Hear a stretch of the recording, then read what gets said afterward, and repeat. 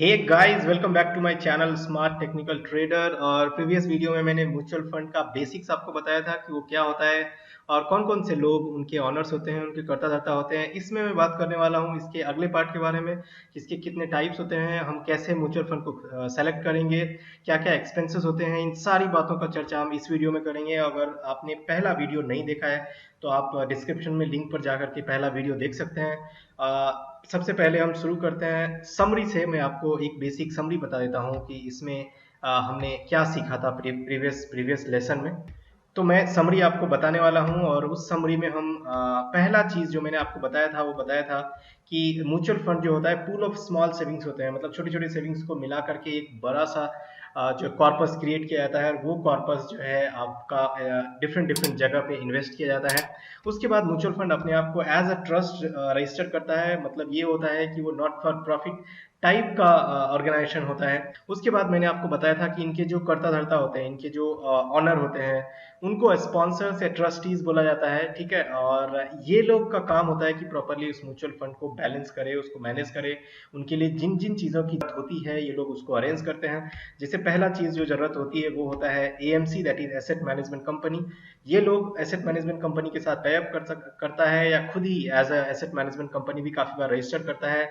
ठीक है। ये सेबी के साथ जो securities and exchange board of India है उनके साथ रजिस्टर करना पड़ता है। उसके बाद क्योंकि इतना जब ज्यादा फंड हो गया है तो कोई ना कोई मैनेज करने वाला होना चाहिए। किसी न किसी स्ट्रैटेजी के तहत उस फंड को मैनेज करना बनता है, क्योंकि फिर पैसा तो बनेगा ही नहीं और फिर कोई मतलब नहीं रह जाता। इसीलिए एएमसी की जरूरत पड़ती है। और एएमसी जब एक बार हायर हो जाती है तो उसके बाद एएमसी का फर्दर काम होता है कि वो जो है फंड मैनेजर को हायर करे, उनके साथ स्ट्रैटेजी, उनके साथ रिसर्च टीम बैठाए और वो हर दिन स्ट्रैटेजी बना बना के कहाँ कहाँ इन्वेस्ट करना है ताकि पैसे ग्रो हो। तो वो एक फंड मैनेजर को हायर करता है। और उसके बाद एसेट मैनेजमेंट कंपनी एक कस्टोडियन बनाती है जो ये देखती है कि प्रॉपरली सारा कुछ अलॉट हो रहा है, आप हम इन्वेस्ट कर रहे हैं तो उनको नंबर ऑफ यूनिट्स और ये सारी चीजें प्रॉपरली मिल रही हैं। कोई भी लीगल रिक्वायरमेंट्स है, चाहे वो सेबी के साथ हो या कोई किसी कस्टमर के साथ, इन्वेस्टर के साथ हो, तो वो ध्यान रखता है कस्टोडियन। उसके बाद एक आरटीए होती है। आरटीए का काम होता है कि जो भी पैसा आप इन्वेस्ट कर रहे हो उसके अगेंस्ट में आपको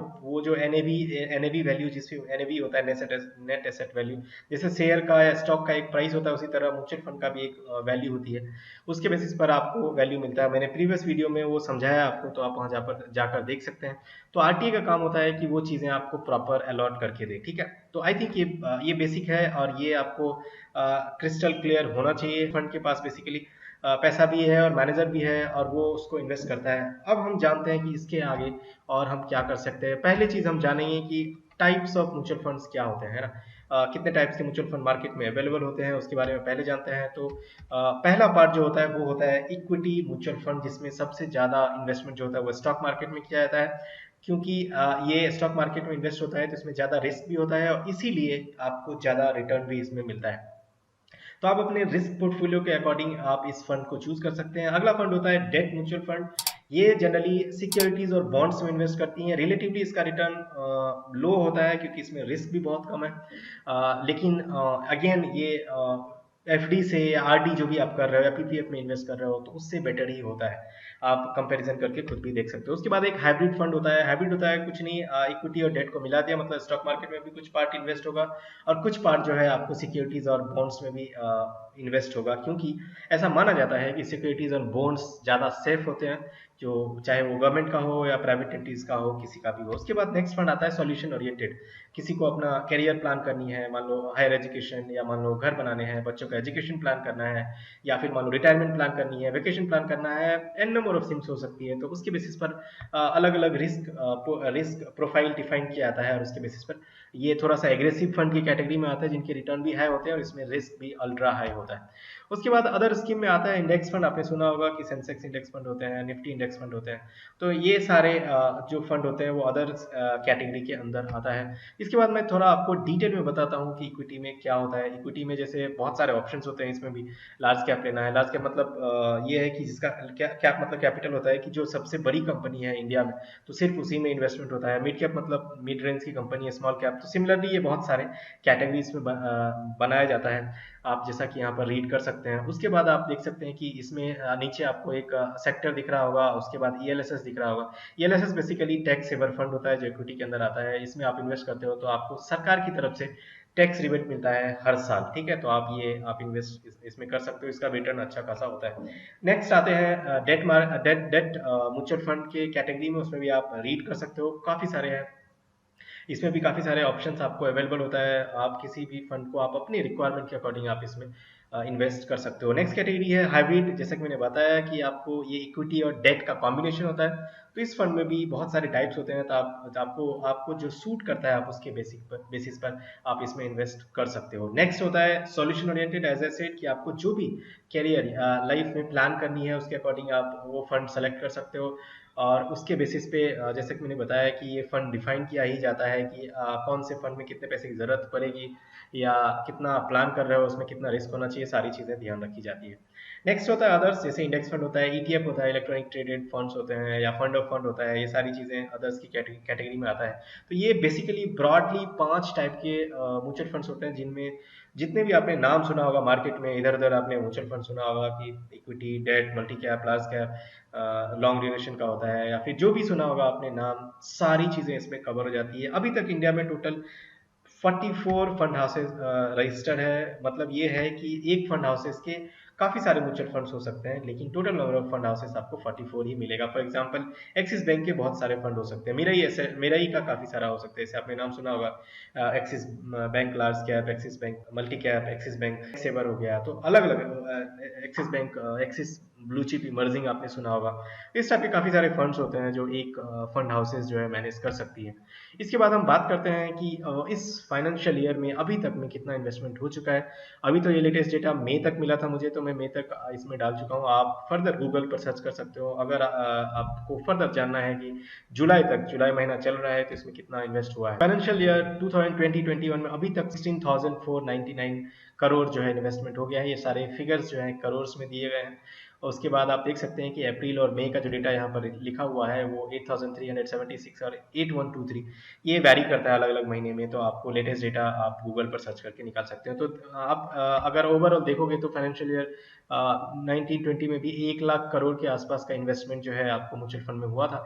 तो आप देख सकते हैं कि ये डेटा हर साल बढ़ता जा रहा है। 16-17 से लेकर के अगर आप 19-20 तक फिलहाल आओगे जिसका पूरा डेटा अवेलेबल है, तो आप देख रहे हो कि हर साल ऑलमोस्ट 1.5 गुने 2 गुने जो है इन्वेस्टमेंट इसमें हो रहा है म्यूचुअल फंड में, क्योंकि धीरे धीरे लोगों को समझ में आ रही है कि म्यूचुअल फंड के क्या फायदे होते हैं, इससे कितना पैसा हम कमा सकते हैं। तो कन्वेंशनल जो तरीके होते हैं, जो एफडी आरडी में लोग पैसा जमा करके रखते हैं, तो उनसे लोग बाहर निकल के अब इसमें इन्वेस्ट कर रहे हैं, जो कि बहुत अच्छी बात है। आपको कभी भी सेविंग्स या एफडी आरडी में unless and until emergency fund है, उनके अलावा कोई भी पैसा आपको उसमें नहीं रखना चाहिए, क्योंकि उसमें लो रिटर्न मिलता है और आपका पैसा डेप्रिशिएट ही होता है इन्फ्लेशन की वजह से, बढ़ने के बजाय, ठीक है। आगे बढ़ते हैं और देखते हैं कि हमें कैसे म्यूचुअल फंड सेलेक्ट कर सकते हैं, क्या क्या पैरामीटर्स हमें ध्यान में रखने चाहिए। उन सारी चीज़ों का डिस्कशन में अभी आपको देने वाला हूं। आप इस चैनल को सब्सक्राइब कर सकते हैं अगर आपने अभी तक सब्सक्राइब नहीं किया है, ताकि आपसे कोई भी वीडियो मिस ना हो। आगे बढ़ते हैं, पहला देखते हैं कि आपको पहली चीज़ जो करना चाहिए वो करना चाहिए कि गोल आइडेंटिफाई करना चाहिए कि आप किस पर्पज़ के लिए आप जो है म्यूचुअल फंड ले रहे हो। आपके बहुत सारे पर्पज़ हो सकते हैं, जैसा कि वेल्थ क्रिएशन हो सकता है, रिटायरमेंट प्लान हो सकता है, चिल्ड्रंस एजुकेशन हो सकता है, या मैरिज हो सकता है, कोई घर खरीदना है, आपको गाड़ी खरीदनी है, वेकेशन है, कुछ भी अगर आपको प्लान करना है तो उसके अकॉर्डिंग आप जो है पहले गोल आइडेंटिफाई कर ले। उसके बाद नेक्स्ट स्टेप आता है कि आपको अपना रिस्क टॉलरेंस देखना है। अगर आप मान लो यंग हो तो जनरली यंग लोगों को सजेस्ट किया जाता है कि आप वो हाई रिस्क ले सकते हो, कोई दिक्कत नहीं है। जो ओल्ड ग्रुप के पीपल होते हैं उनको सजेस्ट किया जाता है कि आप लो रिस्क की कैटेगरी में आप इन्वेस्ट करें। उसके बाद नेक्स्ट आता है टाइम होराइजन, कि आपको कितने सालों के लिए आप इन्वेस्टमेंट करना चाहते हो, 3 साल, 5 साल, 10 साल, उससे ज्यादा, या 3 साल से कम भी करना चाहते हो, तो ये आपको डिफाइन करना पड़ेगा। तो ये तीसरा पैरामीटर है जो आपको डेफिनेटली ध्यान में रखना चाहिए। उसके बाद होता है कि आपको किस टाइप के फंड में इन्वेस्ट आप करना चाहते हो। आप हाई रिस्क हाई रिटर्न में करना चाहते हो तो इक्विटी में जा सकते हो, लो रिस्क लो रिटर्न में जाना चाहते हो तो आप डेट कर सकते हो, आप अगर मॉडरेट में रहना चाहते हो तो हाइब्रिड ले सकते हो। आपका कोई गोल है स्पेसिफिक, आप goal oriented mutual fund select कर सकते हो, या फिर इंडेक्स फंड में कर सकते हो। आपको जो लगता है आप वो आइडेंटिफाई कर ले। उसके बाद जो सबसे इंपॉर्टेंट पार्ट होता है वो होता है चार्जेस भी देखना। काफी लोग ये लोग मिस कर देते हैं, तो ये भी देखना बहुत जरूरी है कि उस म्यूचुअल फंड जो है, जो भी आप खरीद रहे हो, वो आप आपसे कितना पैसा ले रही है जब भी आप उस म्यूचुअल फंड को बेच रहे हो तो उस समय, तो उसको बोलते हैं एक्सपेंस रेशियो। मतलब म्यूचुअल फंड का जो खर्चा होता है, जैसा कि मैंने बताया था आपको कि काफ़ी सारे जैसे एएमसी होती है मैनेज करने के लिए, तो एएमसी का जो खर्चा होता है, जो फंड मैनेजर की सैलरी होती है या कस्टोडियन को देता है, आरटीओ को देता है, या जो डॉक्यूमेंटेड चार्जेस होता है, ये सारी चीज़ें जो है एक्सपेंस रेशियो के अंदर आती है। दूसरा पार्ट इसमें होता है एक एग्जिट लोड होता है। एग्जिट लोड होता है कि एक प्री डिफाइंड पीरियड हर म्यूचुअल फंड का होता है। टिपिकली ये 1 साल होता है कि 1 साल के पहले अगर आप एग्जिट करते हो तो आपको 1% या 2% आपके इन्वेस्टमेंट का जो है म्यूचुअल फंड को देना पड़ता है। तो ये सारी चीज़ें हैं। उसके अगले इंपॉर्टेंट पार्ट में आपको देखना है कि फंड मैनेजर कौन है आपके फंड का। वो भी बहुत ज़रूरी है कि फंड मैनेजर कौन है, क्योंकि आप उनका अचीवमेंट देख सकते हो, वो कौन से फंड को अभी तक मैनेज किया है और उसके कितने रिटर्न रहे हैं, ये सारी बातें आपको देखना बहुत ज़रूरी है।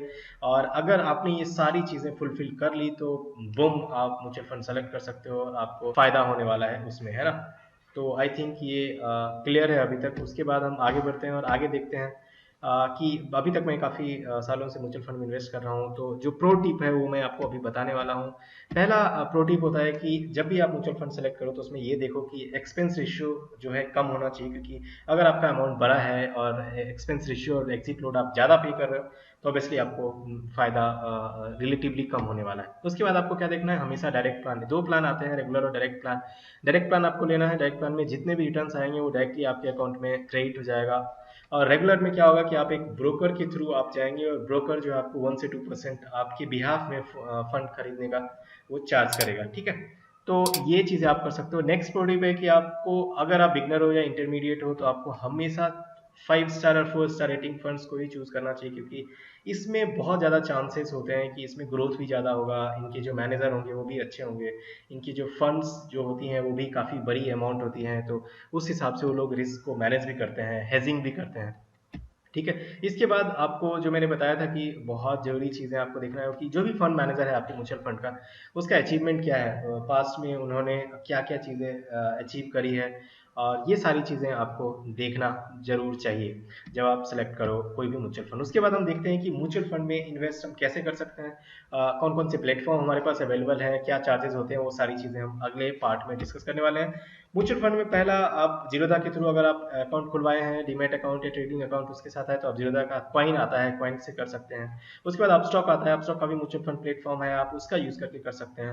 Upstox basically free of cost होता है, जीरोधा आपसे कुछ चार्ज करती है। उसके बाद कुबेरा करके एक ऐप आती है, अब उसका वेबसाइट भी आ गया है, तो आप इनके थ्रू कर सकते हो। मैं कुबेरा के थ्रू ही करता हूँ, काफ़ी ईजी और यूजर फ्रेंडली प्लेटफॉर्म है ये, और ये आपसे कोई भी चार्ज नहीं लेती है म्यूचुअल फंड में इन्वेस्ट करने का। उसके बाद आता है ग्रो। ग्रो भी सिमिलर टू कुबेरा ही है, जो आपसे कोई भी पैसे नहीं लेती है और आप इसके थ्रू इन्वेस्टमेंट कर सकते हो। उसके बाद ये आपको प्लेटफॉर्म पता चल गया, तो ये सारे प्लेटफॉर्म का डिटेल्स मैं आपको डिस्क्रिप्शन में मेंशन कर दूंगा, आप जा करके क्लिक करके उस पर रजिस्टर कर सकते हो अगर आपने अभी तक नहीं किया, और इन्वेस्टमेंट करना शुरू कर सकते हो राइट अवे, ठीक है, ताकि आपको मैक्सिमम से मैक्सिमम फायदा हो। अब बात करते हैं कि इन्वेस्टमेंट कितने टाइप से हम कर सकते हैं। दो टाइप से इन्वेस्टमेंट हम कर सकते हैं। एक साथ ही जो भी पैसा मेरे पास है, जैसे हम एफडी में जमा कर सकते हैं, उसी तरह म्यूचुअल फंड में भी मैं उठा के एक साथ ही पैसे जमा कर दूं, उसको बोलते हैं लंप सम इन्वेस्टमेंट, है ना, कि आपने एक साथ ही उठा के कोई भी म्यूचुअल फंड में डाल दिया। दूसरा होता है एसआईपी, जिसका नाम आपने इतना ज्यादा सुना होगा कि मैं क्या ही बताऊं।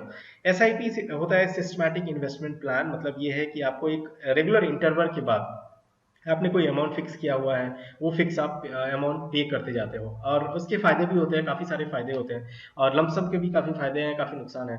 बट एसआईपी सबसे कन्वीनियंट होता है, क्योंकि आपको एक साथ बहुत सारे पैसे जमा नहीं करने होते हैं, ठीक है। इसको और भी हम डिटेल में समझते हैं। उसके पहले मैं आपको बता दूं, जैसा कि मैंने बताया था कि म्यूचुअल फंड के दो टाइप होते हैं जब भी आप सेलेक्ट करते हैं, एक डायरेक्ट होता है, एक रेगुलर होता है।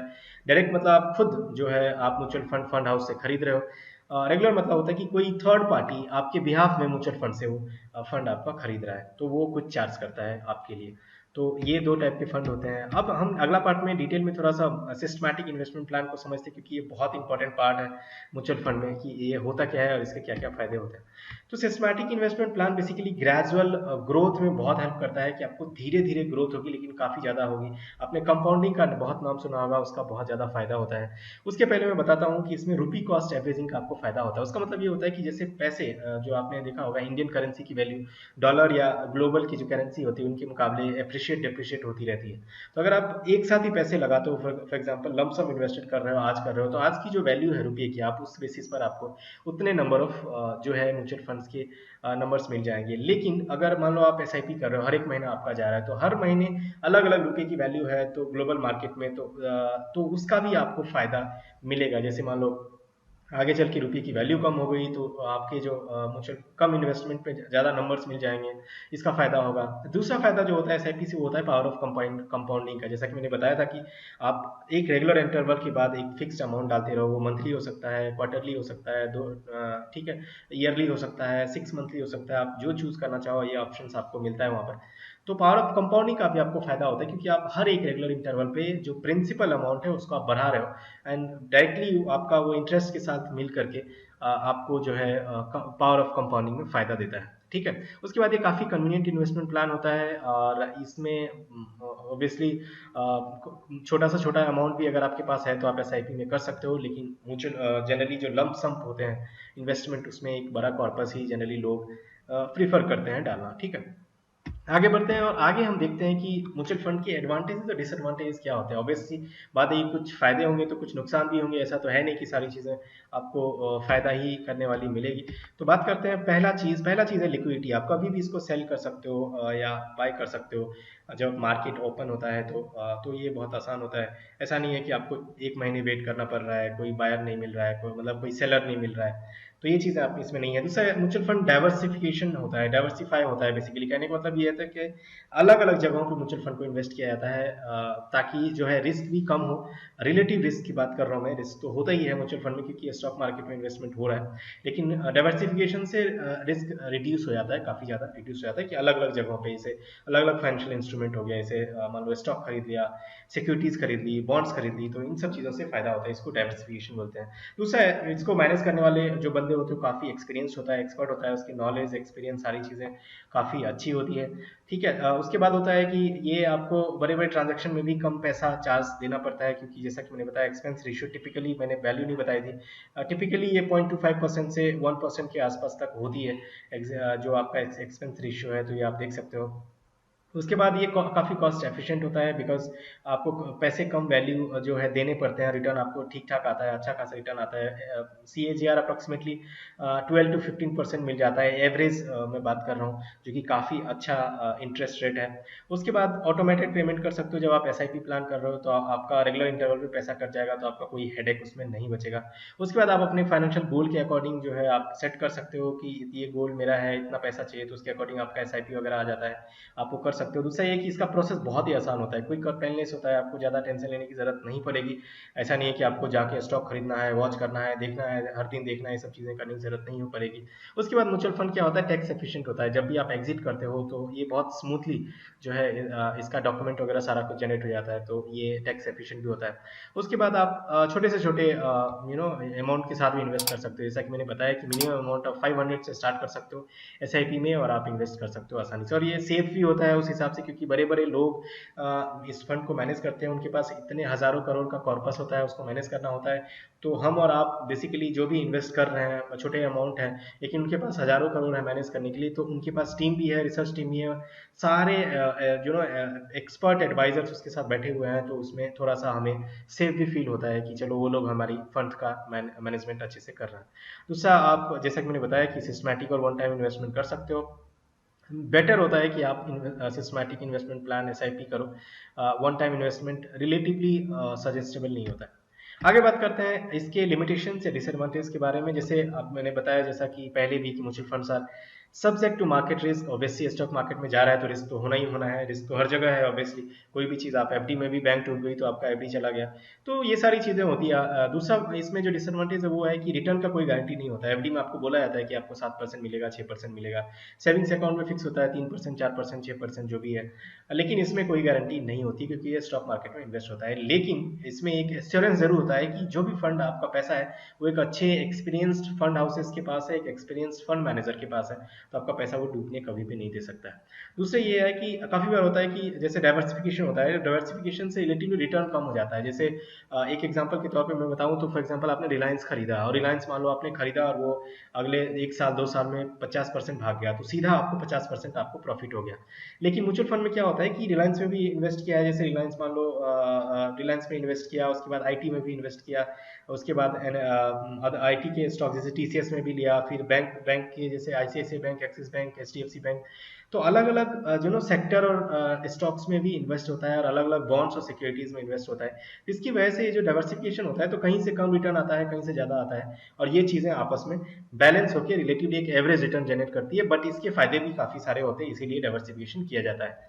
ठीक है, जैसा कि मैंने बताया कि मान लीजिए आपने रिलायंस खरीदा और वो ऊपर चली गई, उसके बदले अगर नीचे चली जाती तो आपके सारे पैसे डूब जाते, क्योंकि एक ही जगह आपने लगा रखा था। तो इसीलिए इस पर एक कहावत भी है, don't put your all eggs in one basket, आपको हमेशा डाइवर्सिफिकेशन करना चाहिए। ठीक है, दूसरा ये है कि काफी बार जो कॉमन लोग होते हैं, अगर उनको नहीं पता है म्यूचुअल फंड कैसे सेलेक्ट करते हैं, तो उनके लिए जो सिलेक्शन होता है वो सिलेक्शन प्रोसेस काफी टीडियस हो जाता है, डिफिकल्ट हो जाता है। लेकिन मैंने जो आपको प्रोसेस बताया, अगर आप स्टेप बाय स्टेप उसको फॉलो करते हो तो बहुत आसान हो जाएगा आपके लिए mutual fund, best mutual fund select करना।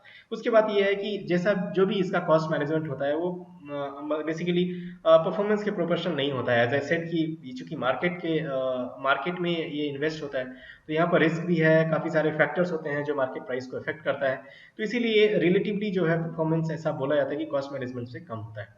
दूसरा ये कि काफी बार जैसे मान लो छोटे फंड हाउसेस हैं तो उनमें मैनिपुलेशन के थोड़े बहुत चांस हो जाते हैं, या मान लो उनके फंड मैनेजर ही मान लो एएमसी के साथ मिलकर घपला करना शुरू कर दिया, तो ये चांसेस थोड़े बहुत रहते हैं। लेकिन बड़े फंड हाउसेस के साथ ऐसा कोई प्रॉब्लम नहीं होता है। अगला डिसएडवांटेज जो होता है वो होता है कि यार हिडन और ट्वेल्व बियॉन फी बोलते हैं उसको, मार्केटिंग या प्रमोशनल फी भी बोला जाता है, जो हर साल म्यूचुअल फंड हाउसेस इन्वेस्टर से चार्ज करती है। वो बेसिकली एक्सपेंस रेशियो में भी में ही कवर होता है। वो चार्ज होता है कि कोई भी म्यूचुअल फंड जब मार्केट में आती है तो उनके प्रमोशन के लिए, ताकि ज़्यादा से ज़्यादा लोग उस म्यूचुअल फंड से जुड़ पाए, उनके लिए वो मार्केट पे कुछ खर्च करती है, ब्रांड एम्बेसडर को हायर करती है, पैम्पलेट्स लगाती हैं, ऐड देती हैं, बहुत सारी चीज़ें, मूवी बनाती है, बहुत सारी चीज़ें करती है, तो उसमें वो खर्च भी पड़ता है, तो इसके इसके चार्जेस, तो ये एक इसका डिसएडवांटेज बन जाता है। नेक्स्ट मैं बात करने वाला हूँ आपको top 3 best performing equity mutual fund के बारे में, जो 2020 में अभी अच्छा परफॉर्म कर रही है और मैंने भी इन्वेस्ट कर रखा है।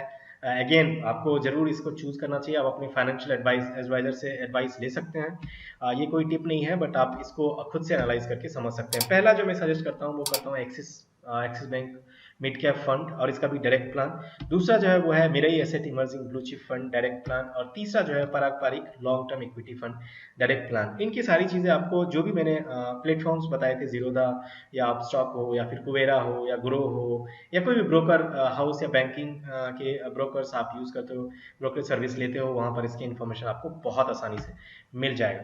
तो आई होप गाइज ये क्लियर है आपको, और पूरी तरह से आपको पता चल गया कि म्यूचुअल फंड में आपको कैसे इन्वेस्ट करना चाहिए, क्या क्या चीजें जरूरत पड़ती है। अगर आपको इस वीडियो के रिलेटेड कोई भी डाउट हो तो आप कमेंट सेक्शन में मुझे लिख सकते हो, मैं आपको रिप्लाई करने की कोशिश करूंगा। और कोई भी आपको कहीं पर कोई एडवाइस चाहिए, या फिर मान लो कोई भी चीजें डाउट है, कहीं पर आपको लॉन्ग टर्म से परेशान कर रहा है, जैसे स्टॉक मार्केट में आपको जाना चाहते हो, तो जरूर कमेंट सेक्शन में लिख सकते हो आप मुझे। मैं कम समय में आपको डेफिनेटली उस पर रिप्लाई करने वाला हूँ। अगर आपने अभी तक मेरा चैनल सब्सक्राइब नहीं किया है तो आप चैनल को सब्सक्राइब कर लें, क्योंकि बहुत सारे वीडियोस आने वाले हैं, ट्रेडिंग पे आने वाला है, इन्वेस्टमेंट पे आने वाला है, तो आप हमारे चैनल के साथ स्टे ट्यून्ड रह सकते हो। जनरली मैं प्रीफर करता हूँ कि वीकली वीडियो डालूं, लेकिन आपका सजेशन कमेंट सेक्शन में मोस्ट वेलकम है। आप सजेस्ट कर सकते हो कि कौन सा चीज़ ज़्यादा प्रेफरेबल रहेगा आपके लिए। मिलते हैं हम जल्द ही अगले वीडियो में, तब तक के लिए आप देखते रहिए हमारा चैनल, वीडियोस देखते रहिए, सीखते रहिए और इन्वेस्टमेंट करते रहिए, और आप जल्द से जल्द म्यूचुअल फंड में इन्वेस्टमेंट करना शुरू करिए। मैं एक वीडियो बनाने वाला हूँ कंपाउंडिंग पे, जिसमें आपको ये पता चलेगा कि टाइम का कितना बड़ा फायदा होता है अगर आप छोटा से छोटा इन्वेस्टमेंट भी करते हो। वहां पर मैं आपको बताने वाला हूँ। तो चलिए मिलते हैं अगले वीडियो में। Thank you so much guys for watching this video.